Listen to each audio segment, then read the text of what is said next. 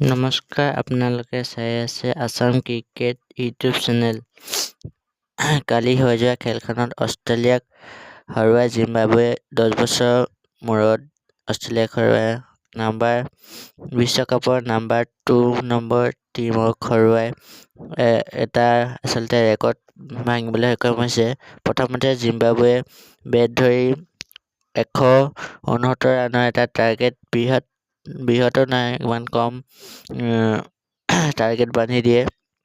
প্ৰথমতে Zimbabwe bat ধৰি Burnett 54 run কৰি 56টা বলত সংগ্ৰহ কৰে আৰু মজাবানী 35 ৰান কৰি 21টা বলত সংগ্ৰহ কৰে আৰু ছেকেণ্ডৰ ৰাজা 25 ৰানত 12টা বলত 25 ৰান কৰে। মুঠ টাৰ্গেট দিয়ে 169 ৰানত 2টা উইকেট যোৱাৰ ফলত।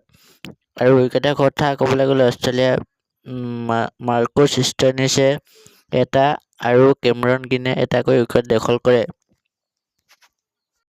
আৰু অষ্ট্ৰেলিয়াৰ কথা ক'বলৈ গ'লে জছ ইংলিছে 4টা বলত 8 ৰান সংগ্ৰহ কৰে আৰু ট্ৰেভিছ হেড বিশ্বৰ আগশাৰীৰ নাম থকা এজন প্লেয়াৰ, বিশ্বকাপ জিকা প্লেয়াৰ, 15টা বলত 17 ৰান দি বল হৈছে, ডাইৰেক্ট বল হৈছে।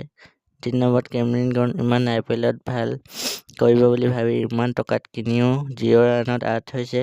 টিম ডেভিড 0 ৰানত আউট হৈছে। গ্লেন মেক্সৱেল 32টা বলত 11 ৰান সংগ্ৰহ কৰে।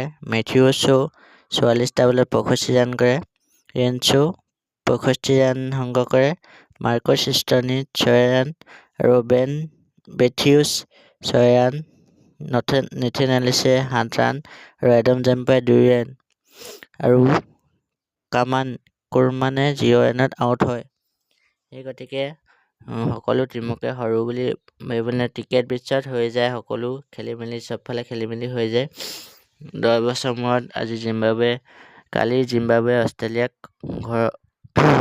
T20 বিশ্বকাপত হৰুৱাটো কিন্তু মুখৰ কথা নহয়। যিবিলাকে জিম্বাবুৱেৰ সৈতে চিৰিজ নেখেলে তেওঁলোকক কিন্তু ভাতৰ লগত পানী খোৱাৰ কথা নহয়। গতিকে ভিডিঅ'টো কেনে পালে, আৰু মই সদায় ভিডিঅ' লৈ আহিম।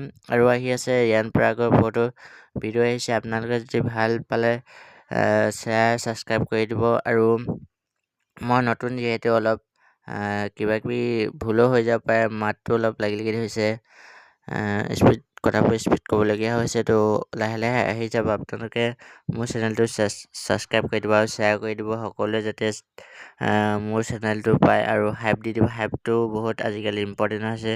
গতিকে আজিলৈ আহোঁ, ধন্যবাদ। জয় আই অসম।